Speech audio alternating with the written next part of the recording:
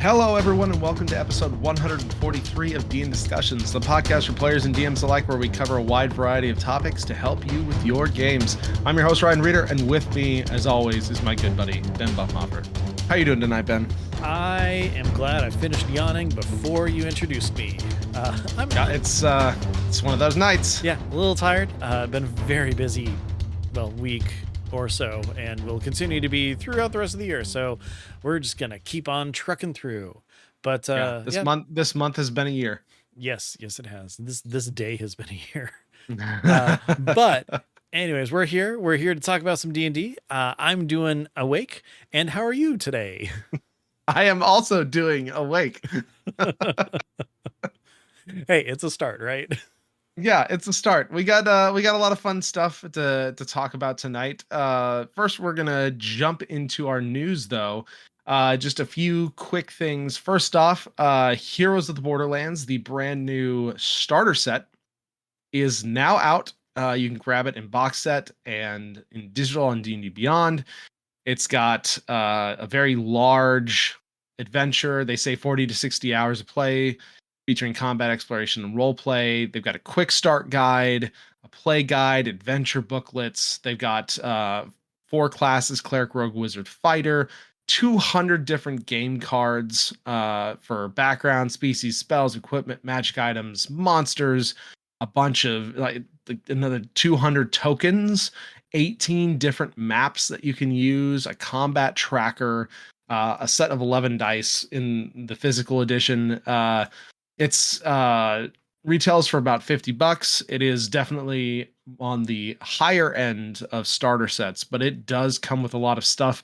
And if reviews are anything to go by as they've been coming out, it seems like this is pretty effective in the content they have and its ability to kind of teach stuff. So I will likely pick up the box set at some point so that I can run like starter adventures and stuff, just because of all the tools and whatnot in it at my local game store. Mm-hmm. But it is out.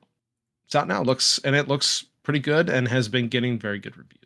Yeah, no, everything that's great. And I mean, I don't know if it's because forever ago I bought like the ultimate bundle of, I don't know, content or whatever from D&D Beyond, but I'm seeing that if you get the ultimate bundle for D&D Beyond, it's just $5 more than the physical version. So if you want the digital version as well, at least for me, it's $54.99. Otherwise, I think it's $64.98 is what it says. So as it is, you know what? It looks great. I'm probably gonna bundle it at some point to get both because I like having everything digitally since I play online. But you know, this is one of those sets where it's like, hey, having all the extra, all the accoutrement, if you will, is definitely a plus. And especially if you're getting new people into it or, you know, kind of teaching how to play, it's a really good starter set to go with from everything that we've seen on it. Yeah, very, very cool to have. And the first starter set that is officially 2024 edition as well. Yep, definitely. Also, if you were unaware, the D&D Beyond Maps has gone free to use. If you are a master tier subscriber, you also get to upload and scale your own maps. You get to add homebrew monsters. They give you like 10 gig of storage for custom map uploads and such. But otherwise, all the features are completely free to use, and you can use any content that you have already bought on there that is integrated. The tokens, the maps, the adventures, etc. It's honestly pretty good. I would put it up there with most of the 2D VTTs at this point. It's not quite as feature rich as something like Foundry or Roll20 yet, but as far as the integration is very nice. It's getting more every month, and as something that's easy to set up, I've definitely used it. I can definitely recommend it. And they even have kind of their roadmap that they've put up, and it's got they recently added like the stickers for, you know, adding in little accessories to maps. They added the animated map support, so you can upload those files and get the cool animated maps that you can make with what is it, Dungeon Alchemist, Hmm. stuff like that. You can make animated maps with that, which is super cool. And then apparently throughout the rest of the year, they're going to be adding in 3D dice to maps. They'll be adding the ability for DMs to reveal custom art and handouts to players, which for something like Chris Strahd, very, very handy and helpful. As someone who has played a decent bit of that, there is a lot of those for that campaign. A campaign console to create and manage your campaign directly in maps, and a rules assistant for quick rules questions and answers. Probably a little like chatbot type thing. So that actually could be really handy. AI. Yeah, we'll see. We'll see how it goes. Yeah, I'm always wary about anything AI, but you know what? Whatever. The thing that I hate the buzzword, but if you're talking just like a look up this rule, give me this thing back, and it yeah, tells me, as long as you something like know, that might be useful. as long as you know it's not sentient and understand how it actually works, not a bad thing. Yeah. I do find it absolutely wonderful that it is still in beta, even though it's been in beta for years. And this is just, more extra added stuff that they're doing. So, hey, great. What, Technically, the encounter builder is still in beta. yeah. And it doesn't even support 2024 anymore. So that beta is probably not going to ever get updated again. That's a guess anyway. It's a bit annoying. I like it outside of the maps. Yeah. Nope, I agree with you. And that reminds me, I can get rid of a bunch of encounters that I have yet to need. So yeah, I should get rid of that. Anyways, Just remind you encounter cleanup. exactly. That's why I do this show. It reminds me to do cleanup on D&D Beyond. So That's right. That's right. appreciate it. Also, about a week ago, we got a really good blog article updating the Unearthed Arcana, the arcane subclasses. So they posted kind of an update and said some of them are returning after tweaks and feedback from the surveys that people have been submitting. So that's super cool. Right now, they brought back the Arcane Archer, the Tattooed Warrior, Monk, the Conjurer Wizard, the Enchanter Wizard, the Necromancer Wizard, and the Transmuter Wizard. So those are the 6 that they decided to kind of bring back. And I actually love this format because they give a little talk about each of them and what they're changing and why, Yeah. Yeah, I agree with you. which And I really, really like. the best part is that they completely say player feedback has showed this, or the feedback has shown an increase in this, and everything like that. And I love the fact that they're definitely pointing towards the fact that, hey, we're listening to what you're doing, and we're, they want to make everybody happy, of course, but they're really kind of going with, like, seeing different interpretations or the way things need to go. Like the big thing that you and I talked about, especially with the Conjurer, is that it's moving stuff around as opposed to like summoning things. Well, it specifically called out, and this is the feedback shown an increase in interest for summoning, which is like, that's kind of what we were talking about. And obviously you and I weren't the only ones who felt this, because if they got enough feedback to really change it, then hey, other people have that same feeling and really kind of felt that way.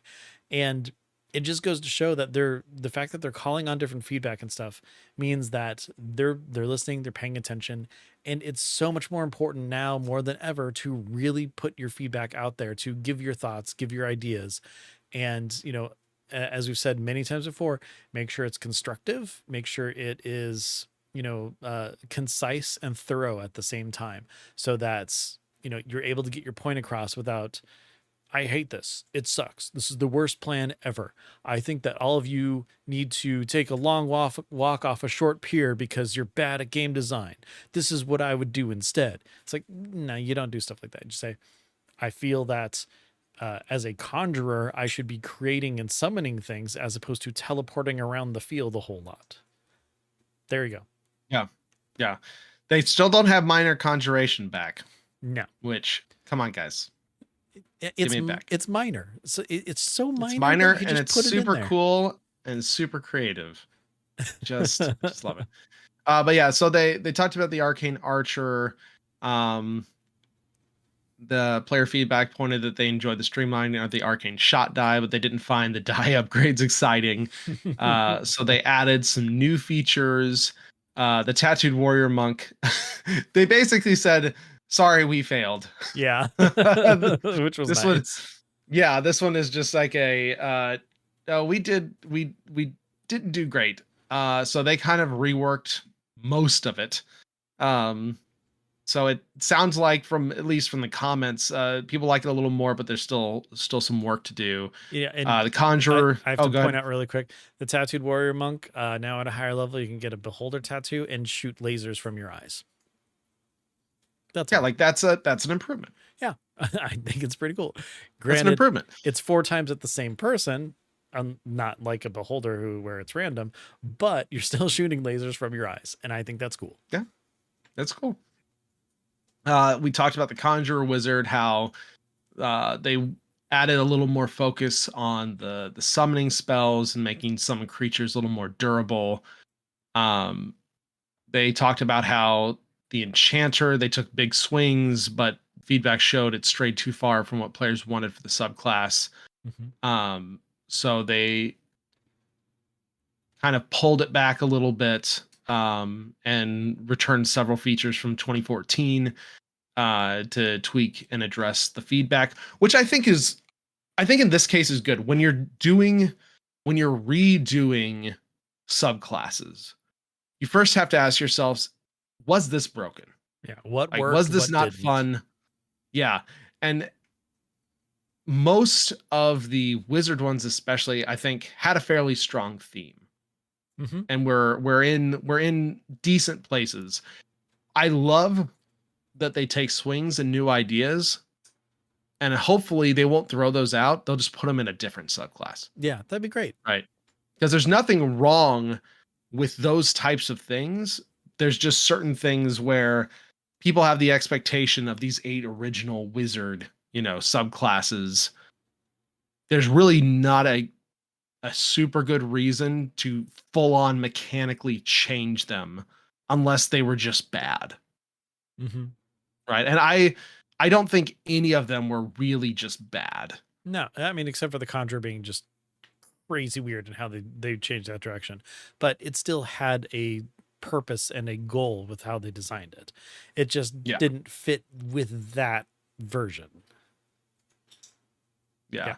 And they talked about that with the Necromancer Wizard too. In the previous version, we moved away from animating the dead, but players made it clear that controlling hordes of undead is the fantasy they want from the subclass. So the update provides the Necromancer with multiple ways to summon undead creatures. Um, and to keep the Necromancer's undead potent at higher levels, they learn how to use them as an expendable resource. So, like, again, like that makes sense. Yeah. Like, that is what you would expect from that subclass. Just improve or tweak or fix what was there, Mhm. if the subclass was one that existed already. Yeah, exactly. And I mean, we did see this with some of the 2024 subclasses that came, just with the update as well. How they had some that worked, some that didn't, and completely redid previous subclasses like the Beastmaster Hunter. We'll talk. Like, We're not. that Yeah. one was bad. It Yes. makes sense to do a more thorough update Yeah. to something like that. Compared to like the Arcane Trickster Rogue, there weren't a ton of changes in that because it was mostly successful for what they had. So yeah. Yeah. So, And then yeah, finally, summoning hordes of undead. yeah, That's what a necromancer is. Yeah, just simple as that. yeah, it makes a lot of sense. And then finally, the Transmuter Wizard is the 6th one. It still has an emphasis on the Transmuter Stone, but now also has shape-shifting abilities. That's kind of cool. Yeah. The durability option of the Transmuter Stone was consistently cited as the best, and picking another option created the feeling of playing wrong. That's obviously never something you want to happen. Definitely not. You should never feel bad for passing on a certain choice or whatever. So they've updated the feature, making the durability option part of the stone by default. That's a good. So I have to point out, this is great design. If there's an option that literally everyone picks over a bunch of the other options you have, sometimes the best solution is just bake that in to the base and then provide the other options. Exactly. We saw that in World of Warcraft many times where it's like everybody chooses this talent. Let's just give it to them. Yeah. Then maybe that talent should be baseline. Like it makes a lot of sense. Yeah. So and I love seeing this. Yeah, what they did with that. I mean, the transmuter stone is like a huge part of being the transmutation wizard. And yeah, anytime you don't pick the durability, it just didn't seem. Yeah, exactly as I said. It's like, well, I could die instantly, or I have this durability option because I'm a wizard. Let's maybe do that one instead. So yeah, it definitely works a lot better just baked in with an added bonus on top. I love that they did that. Yep. So we'll have this linked in the show notes, deandiscussions.com. There's a link in the article to the newly updated playtest material as well. So definitely check that out. The survey is already out for it. So if you want to give feedback and let them know to add minor conjuration back, you should definitely do that. Yeah. And then, whatever else. Yeah. I mean, if you just want to submit one that just says add minor conjuration, and then like that's it. Or say, I really think this is part of the subclass that really calls out to me and other conjuration wizards. Yeah, I have a special place in my heart. My first wizard, character. It's essentially, prestidigitation, but with conjuration. Yeah, it's very fun, very fun. So yeah, go check that out. Give feedback if you have the time and the energy for it, because it is certainly helpful, and as shown here, it does make a difference. So, okay, moving on. Our main topic of tonight, we are going to talk a little bit about deific interactions.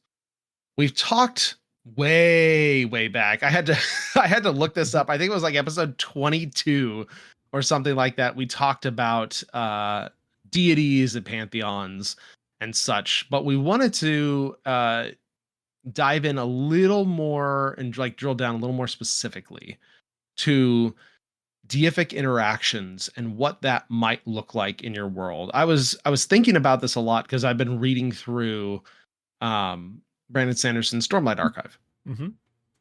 And as those books go on, there are deific encounters and these beings of immense power that have a lot of impact on the world. And sometimes you get these really cool chapters like written from the god's point of view, which I always find super fascinating as kind of just an overarching thing in the larger story, seeing like their perspective, their much, the not omnipresence, but multi-present things, the larger ability for attention, the power and the limitations potentially of what they can do and can't do. So I thought it would be really interesting. And Ben, I know you've been dealing with some of this kind of deity interaction stuff in your campaign as well. So I thought for this episode, we'd take some time and kind of talk about that for your game. If deities are a prominent presence, or you want them to be kind of a more prominent presence, especially if you have like a paladin or a cleric that is worshiping or interacting with a god, or even maybe a warlock that is interacting with a higher power. So Ben, we obviously know a little bit about what's going on in your campaign from just you filling us in. at the end of every episode. But talk us through some of the like deific interactions that you've done, what your thought process is, and what are some of the ways you go about it. Maybe even pitfalls to make sure that you keep things in check. Yeah. Well, one word is all I live by, and that's smite. The gods just want to destroy. No, I'm kidding. I mean, not the ones that my party has, interacted with.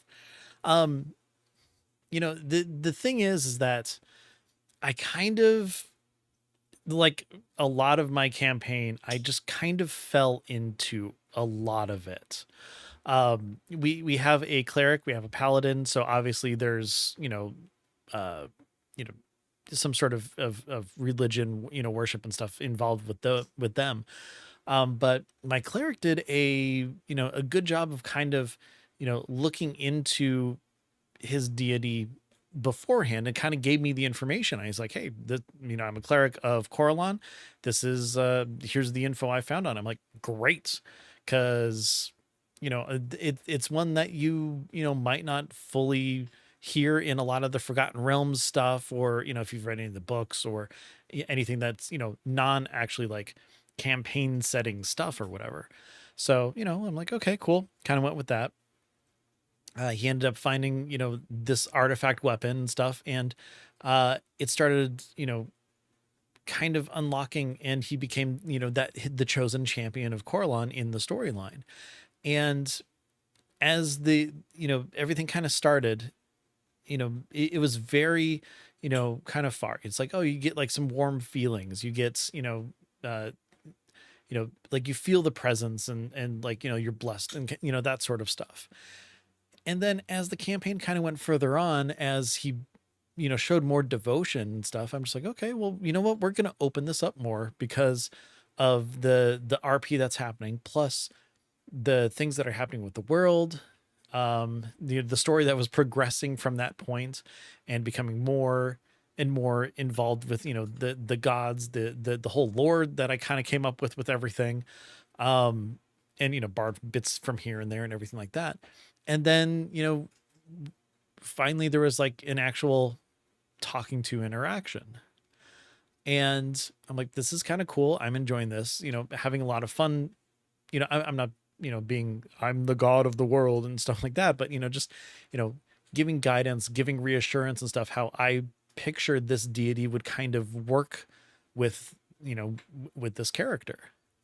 And then we started moving into the party members are becoming, champions for different gods because of this conflict of like good versus evil gods, and them trying to break through the barrier to come back to the material plane, and things like that. And so I'm like, okay, well, now I'm starting to look at not only the information that I got from my cleric, but I believe my paladin was the next one, because I'm like, another holy character, I'm going to go ahead and jump there. And she was a paladin of Bahamut, which I'm like, great. But here's the thing, and something that I think the most important thing that you can do is realize that just like all your NPCs are different, they all have different motivations, they all have different drives. The gods are just really powerful NPCs. So they're going to all have their own personalities, their own versions, how they talk to the players, how they view them, how they look at them, how they see the world and everything like that. It's just a souped up NPC for the most part. And then kind of based on that is how I move forward with, I've got a homebrew goddess that is, like championing my bard, and trying to find like what she would stand for, that kind of fit in with the bard's, actions, what they do, and everything, and kind of playing around with that, looking at it and realizing that these are going to be so much more part of the story. I had to give that one a voice. I had to figure out how they interact, what they hold dear, and what they would see as like kind of praise and worship and things like that, because not every god in, well, my pantheon at least, wants like the devotion of nightly prayers and things like that. Some of them want it through actions and how they interact with the world, or just this and that and everything else that's kind of happening and stuff. And it was kind of neat to come to some of those conclusions on how it worked out and also how they communicated. I've had times where there's just straight up face to face. With Bahamut, I had the paladin have a vision of this giant platinum dragon talking to them, when they got their artifact. Recently, I had their like kind of material plane avatar just kind of bump into them and give a little guidance here and there. Um, it's just realizing that, at least in my world, the gods have been banished from the material plane, so they have to find ways to kind of communicate and stuff.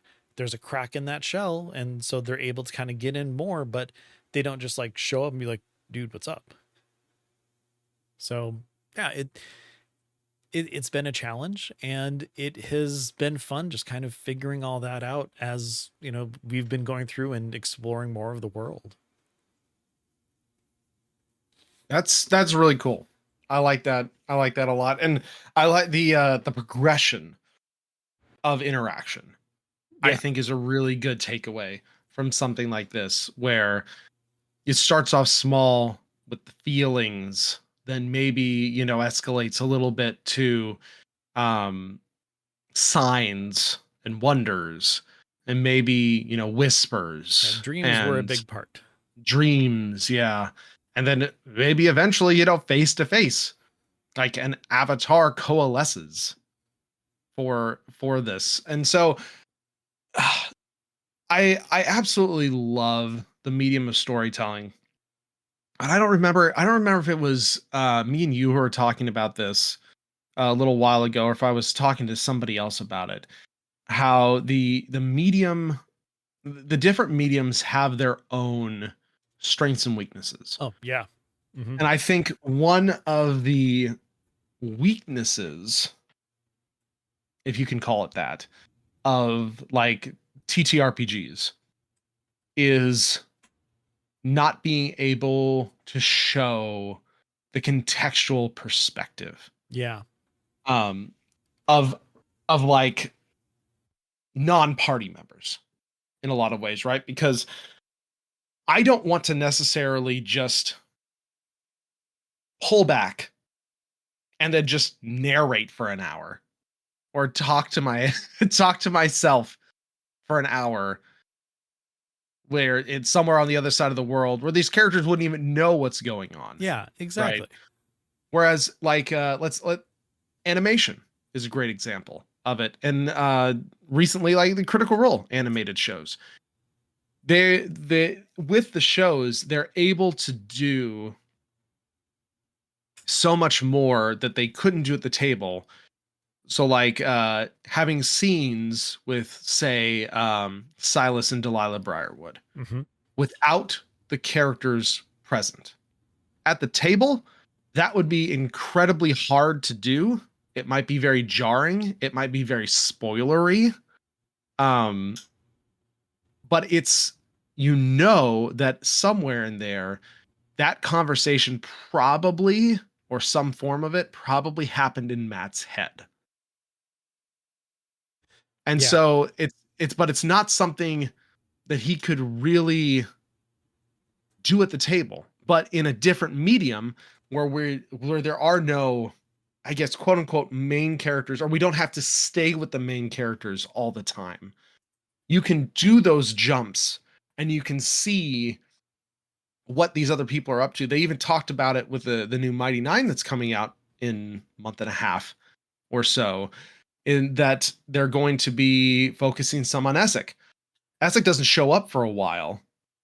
You heard about some of his past, that he was kind of a bad dude, right? But Hmm. you never see it. So now we might get to see it away from the, main characters.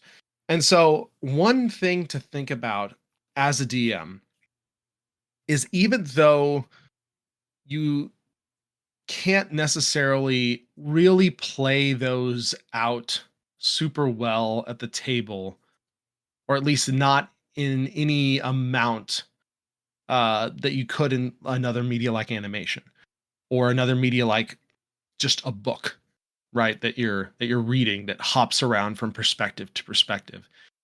It really is a great exercise to off sessions be thinking about those out of focus scenes. Like sometimes while I'm just sitting around writing notes or whatever, sometimes I'm just playing scenes in my head that are happening elsewhere that I consider, I guess, canon, right, to my world, but none of the players will ever see that scene, and maybe they'll never even hear about it, right?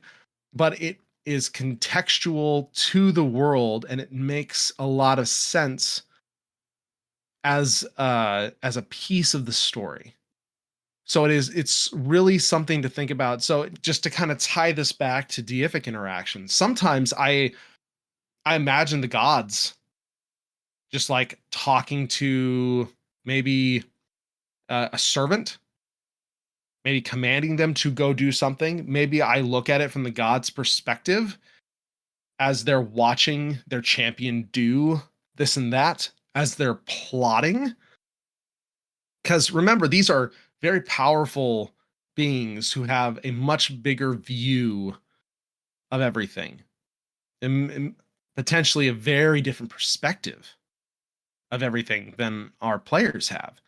And so it's really interesting to get in those shoes and think about that larger scale of things and then bring that back down to how you interact with the player or players specifically. Yeah, definitely. I mean, as I said, I've got, my players are becoming champions. Well, there's also bad guy champions too. So in order to kind of help keep that world lived in, they're doing stuff too. And where are they getting direction? How are they getting, their orders? They're not just out there, clowning around. It's like, oh, I'm the champion of Loth here. Cool. I'm going to collect spiders. It's like, no, there's literal things that are happening in the world that are being affected. And I love the fact that you kind of pointed out that, yeah, the gods will have a different perspective at different things. In a previous episode somewhere, I'm not even going to try and guess. We talked about how elves, are a long-lived species, so they look upon like, humanity as, okay, they're just like a flashbang in the pot. They are trying to get as much done in their puny little lives, while we can just, like start a fire over here and let it burn and fester and grow and do great things, while they're just like pop and it's done. Well, these are beings who are so much more long lived than that, who have, different ideas of morality, different ideas of sentience, different goals, different, I can't think of the best word other than things that they're known for, things that, like that they're Renown. fans of. Renown. Yeah. I mean, there's always like, oh, I'm, Gramash, the god of war. Why? What is their ultimate goal? Why are they known as that? What are they trying to do? And then based on that, kind of, filter down to what would those who worship that god be like? What would they want to do? Are they trying to, be in the image of that god? And if so, what does that mean? One of the great things is that, Wizards of the Coast, other things, just the world, that we live in, there are all these different, like deities that are out there that you can kind of pull from, create from, or, just kind of use to populate your pantheon. And, there's a god of something, of whatever you want, somewhere out there. And if there's not, make it yourself, and then kind of build upon that sort of flair and flavor that they're going for. Muradin, the god of creation, is one about, crafting and making all these wonderful things and stuff. Well, again, dwarves are kind of known for their stonework and their building and their metalsmith and everything. It fits with that sort of, deity and how it works. So how are they going to communicate? How are they going to want to spread that word and again have that sort of, worship that goes along with it? And if you don't really want to follow like the Forgotten Realms pantheon, there's Dragonlance. If you don't want that, there's Egyptian gods. Heck, if you want to have Moon Knight in your game, you can have Khonshu as one of the gods, and Moon Knight can be a paladin of Khonshu or something. Like there's tons of different ways that you can kind of go with it. Yeah, Norse, Greek. I mean, there is a literal Greek-like setting. Yeah, mythos, right? In D&D. Yeah. Yeah, in +5 to hit. Theros. Theros. Yeah, in +5 to hit, my character Caladan worships Freya. He's not from around here. He has a god from a different pantheon from somewhere else. You can pull from anywhere. You can have someone who calls a god in this land by a different name. Look at Greek versus Roman gods. They have, gods that are, representative of the same thing, call them different things. Are they the same? Are they different? Are they fighting over control of that? I mean, there's so many different ways that you can kind of play around with this and mess around with it and have that communication going from the gods themselves through their priesthood or clerics or paladins or whatever. Or you can have people who misread a translation somewhere who are completely worshiping something wrong, and maybe the god is trying to punish them for it, but they think that they're doing the right thing. There's a bunch of different ways that you can kind of look at it and play with it, and it's kind of a cool thing. I've been enjoying just figuring stuff out and like what their purpose is and what they're trying to do and what they're trying to accomplish. And you can base things off of the the alignment stuff, how some gods are lawful good, some are chaotic neutral, whatever. You can go off of that, or what, you can just take all that, throw it out the window and do what you want with it and have them kind of act how you want, because again, you're a DM here. You can do what you want. Yeah. And obviously with all this stuff, you can go as abstract or as specific as you want. One of the really cool things that you can do that I do sometimes is you can almost take your game, move it up a level, and play a single player tabletop RPG at the same time that your main game is going on. I've done this. I won't say I've done this extensively, right? Because this is it, because it hasn't really necessarily needed to come into play yet. But sometimes I do step up a level and go, okay, what are the gods up to? What are they trying to do? What are their motivations? Like, is one going after others? Like, are any of the ones that are in any way related to my characters? What are they doing right now? What are they trying to accomplish right now? Do they need the characters' help to try and accomplish these things? Or is it some other abstract thing? So I've always thought like I said, I don't do it often, but it is kind of fun every once in a while to step up to that level and think about your world, especially if it's homebrew or something, on a grander scale. But like Ben said, there's obviously pantheons included in things like the Forgotten Realms and Dragonlance and such. But it's fun to kind of step up a little bit and think on a grander scale. What are the divine powers up to? What are they doing? Are they just lazing around, like collecting prayers and souls? Or are they moving? Are they trying to accomplish things? Are they trying to accomplish things through other people? Are they giving pieces of their power away?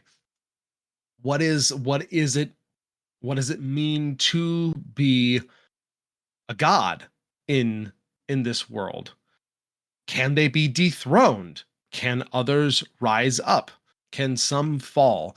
It's really interesting to think of that, because every once in a while you'll get that player who's just like, "What's your goal, Mike?" Mike's like, "I want to be a god," and you're just like, "Oh, well, I haven't thought about how that would even work. I Yeah. haven't thought about how that happened in the first place. Let me get back to you." Yeah. But And that is a thing. That is a very normal, like, fantasy type trope that is, at least it can be very interesting, like the path to divinity, right? mhm. And so it is something that is worth, especially if you do have any sort of deity type focus in your game, it's worth giving some thought to. Yeah. And I mean, I think that's you kind of even opened up a new topic with that, with um, the path to becoming a deity. It all starts with defining what is a deity. If you have enough, mortal souls worship you, does that just automatically put you in that place? Like, is it based on a power like that? Is it some sort of magical ritual that you've done to, break your mortal shackles? Um, some might say that, anyone who goes and becomes a lich, their ultimate goal was to become a deity, but they went about it the only way that they knew, and that was just essentially immortality versus the actual, um, you know, celestial shipness of it. Untethered power. Yeah, exactly. Yeah, yeah. There's a lot of different ways to kind of, take a step and move forward that way. And I saw something online somewhere that was just, I mean, I'm going to get this wrong because it was years ago, but it was like an intriguing idea. And I think it was like there was a warlock who their patron was themselves. And it was based all on belief in spreading the word of their own power to other people. And that belief caused them to have more powers. It was a really interesting concept that I'm like, huh, okay, I can see that. And the power of mind, the power of worship, like basically deifying this person as their own patron. It was, I'm pretty sure it was that. Uh, or it was a cleric of someone like, no, I think it was a different story of a cleric who created a false god, and by preaching to others, that belief created those powers in them. So yeah, a couple different ways of going that. That is just intriguing to me, but yeah, it just the pathway, defining what it is, and moving forward also helps with tying it all back, the communication of the gods. Like if you're trying to become one, how are you communicating to get the roadmap? Are the other gods and deities going to be like cool with another one sharing their space? Is it something that they're going to fight against and stop if that is your ultimate goal? Is that actually a noble good pursuit versus an evil one? That opens up the doorway to a bunch of different types of interactions just with the world versus the pantheon itself. Ben, are you saying with great power comes great responsibility? I mean, yeah, but then we have to define what that responsibility is. And again, that goes back to perspective. Mm-hmm. And what is the perspective you're looking at? From your perspective, this thing might be moral, but that perspective might not be shared by everybody. Yeah. And I mean, that's a perfect example of why the alignment system works with gods as well. You look at Bahamut versus some other, like chaotic, good god. They're going to have very differing opinions on, justice specifically, but, on just other things in the world, like what's good, what's appropriate, what needs to happen. And if they're ruling the world that you're in, there's going to be some fighting there too, which opens up, more communication, more questing, more story. depending on how far and how deep you kind of want to go to it. Is the celestial plane like one realm? Do they each have their own little like pockets and corners that they rule? Are like, if you have an actual pantheon, are they all sitting at the table together, like placing bets on what your player characters are going to be doing? There's Or maybe do they not talk ever? yeah, Do they all just kind of do their own thing and there's very little interaction yeah, between these that is high very powers? possible. Or there might not even be any interaction at all with the material plane. There could be all this worship. You could introduce an entirely different faction to the whole thing. That is, I mean, the best way to put it is like the atheists or something. But there could be people who are going around discrediting and stuff. Maybe there are those who want to, um, I don't know the best way. What do you call it when you undeify something and make them mortal again?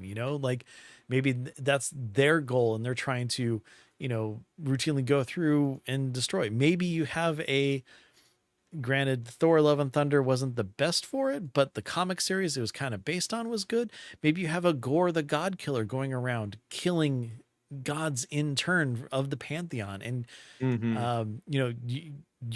your players are getting screams from the heavens needing help, or hearing them die. Maybe parts of the stars are just collapsing and disappearing in the night because parts of the pantheon are going away or something. There's endless possibilities with this. One thing that has always been rattling around in the back of my mind, and I don't know how it would work or if it would even work well. I've always thought it would be really interesting to start a game where all the players are gods. Yeah. Then through some happenstance, and even for several sessions as things happen, and then through some happenstance stop being gods. And the entirety of the campaign is them questing to get their power back. I've always thought that would be a really, really interesting, or at least has the potential to be a very, very interesting story to tell. Mm-hmm. Definitely. Yeah. It's a transformative tale of a fall from power, not necessarily grace, but a fall from power. And, having that initial drive to get it back. But who knows if that's going to continue to be the drive as they're playing through and learning things from their new perspective of things. Yeah. Yeah. So it's interesting.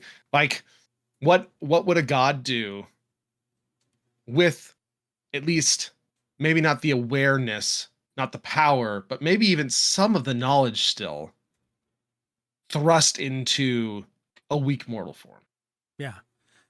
Also, what happens It's intriguing. from being It's very interesting. omnipotent to suddenly you're cut off from everything, and you have that history and knowledge, but you don't know anything going forward. Yeah. Or I can't be in multiple places at the same time. Mm-hmm.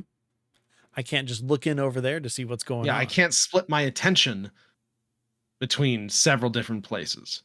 Oh, what's this weird feeling I have in my stomach? Oh, I'm hungry for the first time. Yeah. I don't know. It's a really interesting idea. Well, if you ever In my GM mind, that it's game, really I will yeah. play it. Yeah, it's interesting. It is a very interesting, intriguing idea, and maybe at some point I'll explore it more. But again, that would be a really cool way to show your players what's happening on a higher level, and then putting them down into the world. Especially if only some of the gods fell.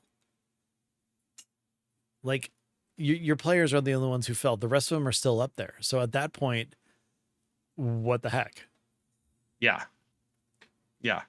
And that opens up many possibilities for communication with deities. Yeah. Yeah. Pulling it back. Yeah. So we rambled a little bit. Hopefully that was interesting. Hopefully that was informative. Hopefully you got some ideas, because I did. that's really the point, is to spur creativity and spur ideas. So, hey, do you have any stories of deific interactions in your game as either the DM or the player? We'd love to hear about them. That stuff is super interesting. So make sure you hit us up on Blue Sky, send us an email. Ben will tell you all the places. Hit us up on Discord. Love getting new people into the Discord and having conversations like these. So uh, definitely check those places out. Uh, so let's wrap up this discussion, Ben. Let's start heading towards the end of our episode. First, though, I want to do a few community shout outs. I know we talked last episode a little bit about Critical Role Campaign 4. We're both very excited for it. Mm-hmm. I'm This actually Thursday. going to a little watch party at my local game shop. Oh, fun. So that'll be a ton of fun.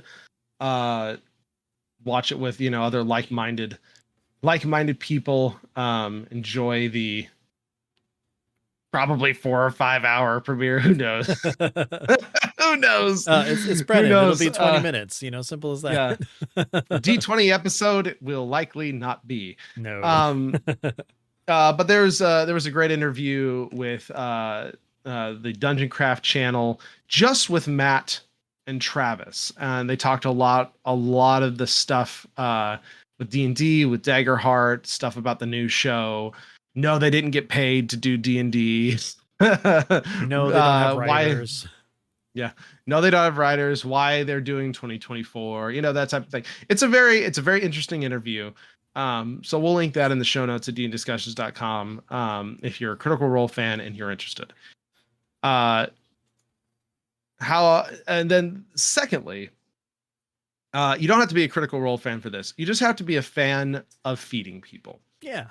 A huge chunk of the tabletop RPG community has come together, but this has been spearheaded by D&D Shorts, very big D&D creator on YouTube, but put together a big initiative called Power Word Meal, Save Lives with the tabletop RPG community. And they partnered with the UN World Food Program, Share the Meal. And you can donate meals to this initiative and then potentially win cool prizes that have been donated by people and creators from all over the tabletop RPG community, from physical products to digital products. Each meal you donate becomes basically a raffle ticket that you can submit and have a chance to win one or more of hundreds of different prizes. So very, very cool initiative. I love to see it. Feeding people is awesome. Yeah, and there's a lot of people who need food right now. So this is a super cool initiative. And if you give anything, you even get a cool little PDF adventure that has a new species, and this is for both D&D and Pathfinder. Yep. Because Paizo got in on this, Roll20 got in on this, and so it's a little adventure. The adventure comes with information to run it for both 5e and Pathfinder. Comes with the new species for 5e and Pathfinder, and information on how to enter the raffles and the giveaways. So just a really cool initiative I saw come up. I supported it. I think it's very much worth doing. So we will have a link to that as well. One thing that I do want to just point out really quick is that you do need to say that you consent to receive emails from Share the Meal in order to get the PDF bundle. Just they call it out, but since we mentioned it, just wanted to make sure that we toss that out there so that you do know that that is required to get that. But I mean, donate what you can if you can, because it's a very good cause. Very good cause. All right. So with that, we will head into the final portion of our show, the kind of what we are doing in our own games. Personally, we had a double session and a break because of travel and some vacations. So we will start back up with my campaign this week. So I have not gotten to play anything new yet. But Ben, have you met since we last talked? No, so this section is going to be super short. Real short. Yeah, we're playing this week as well. So next episode, we will be able to tell you what's going on. Yeah. Life happens. Yes, Sometimes. it does. Sometimes it does, and that's okay. The September October period tends to be very busy. And don't forget for December. Any of us. Oh God, yeah, it's all coming. So Yes. I'm hoping to get a few more sessions in before the end of the year. I usually like to take the last few weeks or of December/January off just to kind of recharge the creative batteries. Probably be a little less this year because I had our big summer hiatus before we jumped back in, and I'm really excited just to continue the story. There's lots of really cool stuff going on, but next episode we'll have more to report back on. Yeah, definitely. But with that, Ben, I think we can call that a show. Why don't you tell everybody where we can be reached or chatted with? You bet. Well, if there is a home base for D and discussion stuff that you're looking for, that place would be dndiscussions.com. There we have a link to all of our socials, as well as every single episode that we have ever recorded and put out. Not that there's any episodes that we have recorded that we haven't put out, but if we did, they'd live there too. Anyways, but yeah, check out dndiscussions.com. There you can find links to our Blue Sky accounts, which for the show is at DN Discussions. For Ryan is at TBKZord. For me, it is at Ben Bumhofer, as well as a link to our Discord server. That's right. Hop in, join, have fun. We have a lot of good discussions going on. We have memes being shared. We have people talking about their stories from their sessions. We have people asking questions about running things, what they would do in certain situations, asking for tips. Everybody's, kind of jumping in, having good discussion about it. I mean, heck, the show is called D and Discussions. Why wouldn't we have a Discord where people can discuss? It's the best place to go. Other than that, you can always, email us. You can send us an email to dndiscussions@gmail.com if you want to have, more of a private interaction, asking questions or, giving show topic ideas or something like that. No one else is going to see that except for me and Ryan, whereas on Discord or Blue Sky, it's public, but, again, all of our fans and people who are supporting us are pretty cool and nice. So yeah, you're always welcome. That being said, if you want to listen to me playing some Dungeons and Dragons, you can check out +5 to Hit. Mentioned it previously. I am a really, I think, cool and fun barbarian named Caladan. We just had an episode come out today, or maybe yesterday or today, whatever. Doesn't matter. It's now episode 8, I believe. So check that out. This show, though, D and Discussions, again, dndiscussions.com. You can find us on all of your podcast players of choice. And with that, I just want to say thank you to everybody who's listened, who's supported, who's, said hi. We appreciate it. We appreciate you. You're doing great out there. Just keep it up. Ryan, it's always a pleasure talking to you. Thank you so much for this episode and all the fun deity talk. That was pretty great, actually. I got some ideas. I love when you just get ideas from your own topics. Yeah, as you go. I mean, it's the best. That's honestly, guys, that's the reason we do this show. It is. It's just like putting it out is just a side thing. We just do it to give ourselves time to brainstorm. Yeah, I mean, we come up with the topics like, hey, what can we talk about with this, this, and then usually by the end of the episode, I'm like, oh, that's really cool. I'm gonna have to save that for my next campaign, or try to work it in here or something, and then hope that my players who do listen to the show don't pick up on the fact that I'm getting ideas from the show as we're recording. So yeah, we'll see how that goes. It happens. But anyways, Ryan, thank you very much. Everybody, thank you very much for listening. And until next time, roll high and be good to each other. Take care, and we'll see you soon.